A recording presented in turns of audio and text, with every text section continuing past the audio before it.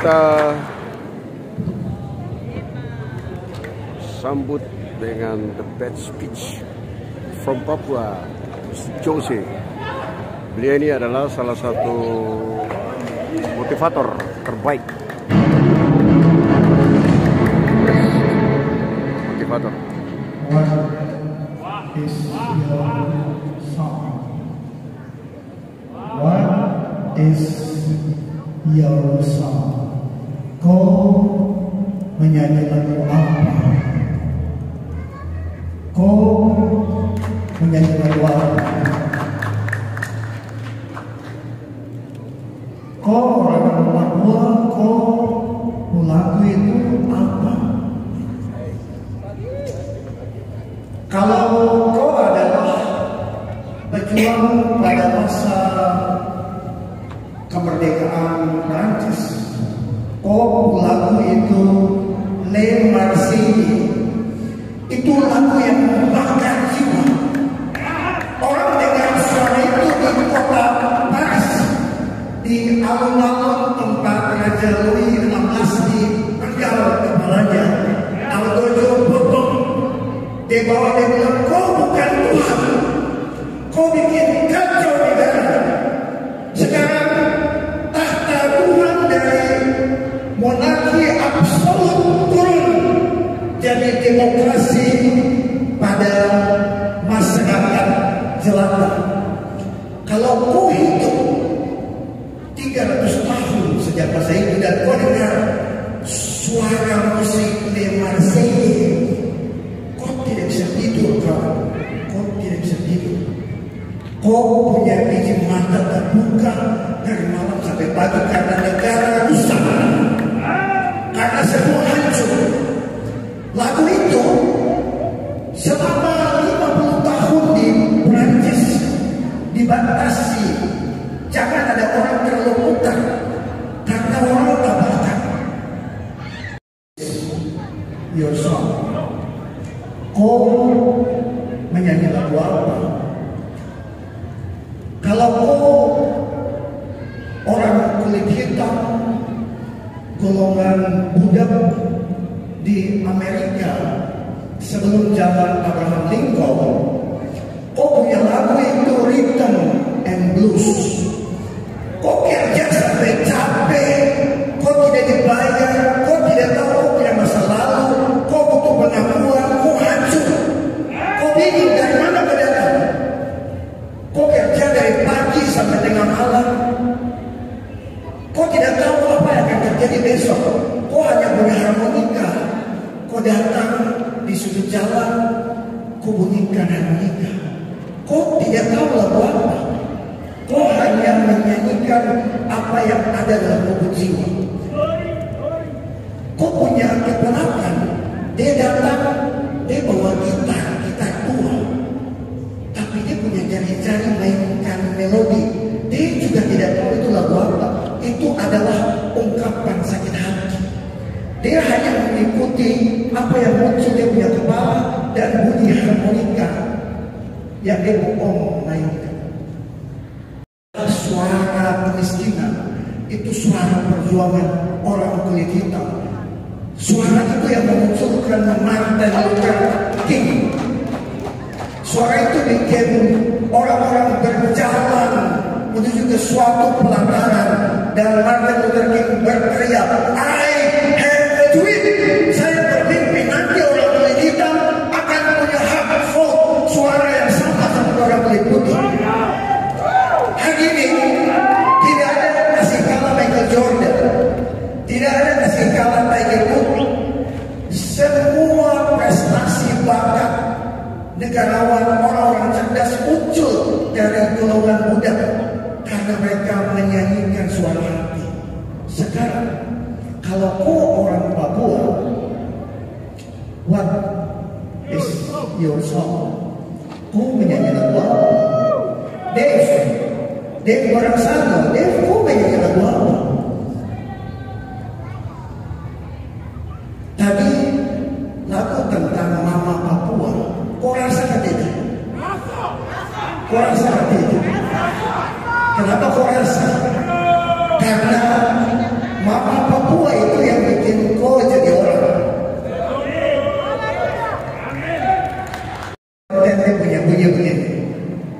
hati Mama Papua itu seperti samudra di Pasifik, biru, dalam dan jauh. Biru untuk kesedihan hatinya, dalam untuk perasaannya yang tidak terselami, dan jauh untuk pengampunannya yang tidak bertepi. Kalau kau pergi ke tengah samudra Pasifik, kau akan sampai di Poin Limbo. Itu adalah titik terjauh di bumi. Begitu jauh Poin Limbo dari daratan, dia lebih dekat ke benda angkasa. Itulah hati Mama Papua. Kau tidak bisa menyelami. Kau tidak tahu kenapa dia dapat pukul, dia tidak akan pergi dari itu lagi. Kau tidak tahu kenapa sampai kau sudah besar, dia masih tanya kau, kakak sudah makan kah? Kau tidak tahu kenapa dia bawa kacamata 10 ringgit ini, harga 10.000, ke pasar Mama Papua, ojeknya 50.000 pulang pergi, dan dia bisa pulang bawa uang 300.000. Besar bingung, Mama Papua cara jualan bagaimana? Mama Papua bilang, saya sudah jualan di sini sebelum kau lahir. Saya jualan 2 jadi sarjana karena saya mampu dan kacau jangan.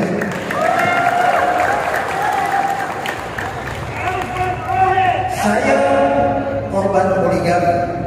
Saya punya bapak penduduk besar, dia punya istri banyak. Saya punya adik-adik tidak mau mengaku. Saya mengaku. Karena dari kejujuran hati kita berangkat maju. Saya mengaku bahwa saya punya farm, tapi Mama Papua yang bikin saya jadi orang. Mama Papua itu tanah ini. Tanah itu artikelnya female, perempuan. Jadi kalau kau bikin suka Papua Mama, kau bikin menangis anak Papua ini. What is your song? Kau punya lagu apa? Kita belum jawab pertanyaan itu. Sekarang saya mau jawab. Jawaban untuk pertanyaan what is Papuan people's song is seruling emas. Seruling emas. Mungkin Gen Z, Gen Alpha tidak tahu. Mungkin banyak dari kita tidak dengar lagi. Seruling emas karya Ishak Samuel Kevin. Dalam seri Seruling Emas ada satu kisah fenomenal. Saya ceritakan ini dimanapun saya presentasi. Tom dan Reggie mencari kotak emas. Saya mau bilang bahwa kegiatan kita pada malam hari ini, bapak-bapak, pejabat yang terhormat, semua yang telah datang untuk mendukung Dave, untuk kita lempar dia keluar ke kancah internasional, menyanyikan lagu Seruling Emas. Kita sama-sama sedang bertindak sebagai Mama Papua. Saya punya adik laki-laki kerja di Bank Papua. Dia punya senior ada bicara banyak untuk itu di atas sana.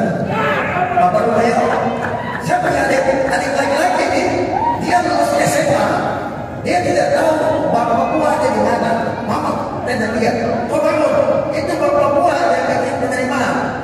Mama buka, dia punya ijazah, Mama bawa fotokopi, Mama urus, Mama pegang tangan sampai di security Bank Papua. Security bilang, Mama, pendaftaran sudah tutup. Sama Mama bilang, kau lihat mana? Dia jalan ini jauh, akan akses. Kau bawa saya ketemu ibu Petrometer Rupiah. Nanti saya bicara, saya punya Mama bikin sampai anak jadi karyawan Bank Papua. Itu Mama Papua. Mama Papua bekerja keras. Malam ini Bapak Antonius Bapak Amarai Sejati, saya punya om, dengan dia punya platform bertindak sebagai mama yang pegang tangannya Dave, pegang semua posisi Papua, kita lempar untuk bersaing. Kita butuh Mama Papua. kita juga butuh seruling emas. Waktu Regi berjuang sampai ada di muka kota emas, dia mau masuk ke kota emas. Dalam kisah kota emas yang fenomenal karya pendeta ISBD, Regi sudah ada di pintu kota emas. Perjuangan yang panjang, tapi apakah Regi bisa masuk? Tidak.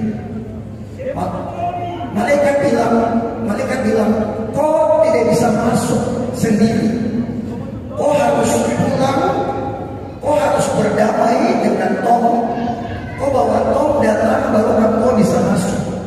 Itu masalah kita, Bapak Ibu sekalian. Kita terlalu berjuang sendiri.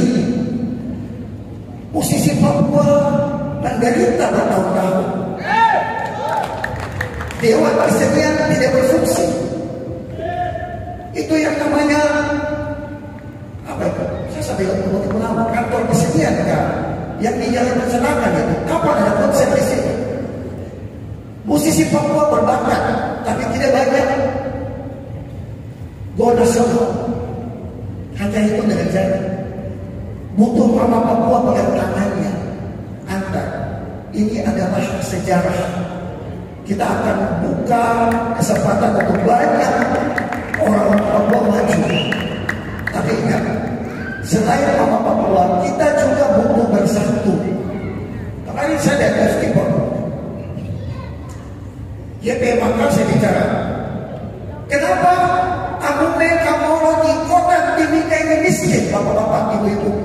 Padahal 1% dana Freeport tiap tahun bisa 1-3 triliun. Oh, karena pengelolaannya, karena ini, karena itu. Saya bilang tidak. Jawaban Bapak Ibu salah. Alasannya karena kita sudah dekat gunung emas ini, puncak jaya ini. Memang tahu ini, kantek sini, tapi malaikat suruh kita pulang karena kita tidak bersatu. Karena kita terlalu terpecah belah. Malam ini Bapak Amrai, ayo Bapak Patri, ada Bapak Audi pendeta, Pak Rabai, ada Bapak Rondini. Dari segala macam latar belakang kita datang kemari, kita mau bilang sama malaikat, sama penjaga kota emas, sama penghuni gunung emas di Mentawai yang bikin Papua kaya raya sampai ke mancanegara. Kita sudah siap. Kita tidak akan kalah. Kita datang sama-sama. Hari ini masih banyak yang kosong. Kita bikin konser berikut di Stadion Utama Lukas NMB. Kita kasih tunjuk orang Papua tidak mudah dipecah belah. Kita adalah manik-manik, beragam, berbeda ukuran. Tapi kalau diuntai menjadi satu dengan nilai yang kokoh, dia akan sangat menarik. Itulah Papua. Anibah, Bapakku, Bapakku, tapi saya ready. Don't berai, beragam latar belakang, layar besar Papua. Kita adalah maning-maning yang diuntai dengan kuat. Mari kita bersatu. Lempar des orang satu tampias jauh. Kita kasih tunjuk bahwa orang Papua punya peradaban yang panjang. Bahwa kita bisa, bahwa kita akan tampil sebagai pemenang. Selamat berkarya secara internasional. Depok Sano, dan selamat melanjutkan konser lempar kedua. Selamat teman-teman.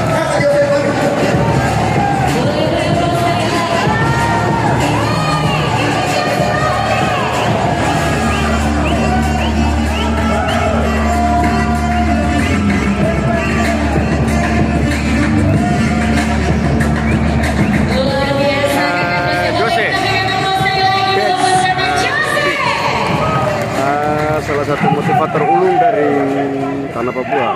Beliau adalah satu-satunya anak Papua yang bergerak di bidang sebagai motivator ulung. Di Papua hanya beliau sendiri yang lahir. Ada ibu bilang kayak kita begini, ada satu brand baru. Kita di Jayapura, kota Jayapura dan Kabupaten Jayapura kami ajak. Iya. kita harus